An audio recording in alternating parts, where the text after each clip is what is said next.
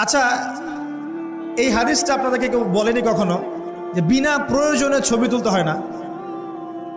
কিয়ামতের মাঠে সবচেয়ে বেশি শাস্তি যাদেরকে দেয়া হবে তারা হচ্ছে এক শ্রেণীর মুসাউবির, যারা তাসবির আঁকতো, ছবি আঁকতো বিনা প্রয়োজনে, অপ্রয়োজনীয়, এবং আল্লাহ পাকের সৃষ্টির মতো সৃষ্টি করত। এদেরকে কিয়ামতের মাঠে সবচেয়ে বেশি মর্মান্তিক শাস্তি দেওয়া হবে। এটা একটা হারাম কাজ, ক্ষেত্র বিশেষে হালাল করা হয়েছে। কিভাবে হালাল করা হয়েছে? পাসপোর্ট সাইজের ছবি ছাড়া আমার ভিসা হবে না, আমার পাসপোর্ট হবে না, আমার এনআইডি কার্ড হবে না। ওলামায়ে কেরাম একসাথে বসে ইজমা করে দিয়েছেন, আচ্ছা এটা জায়েজ, এতটুকু জায়েজ। আর এই যে আমরা কথায় কথায় সেলফি আর এই ছবি, এই সংস্কৃতি কোত্থেকে আসলো? এটা তো মুসলিমদের সংস্কৃতি না। ছবি মূর্তির সাথে আমাদের সম্পর্ক কি?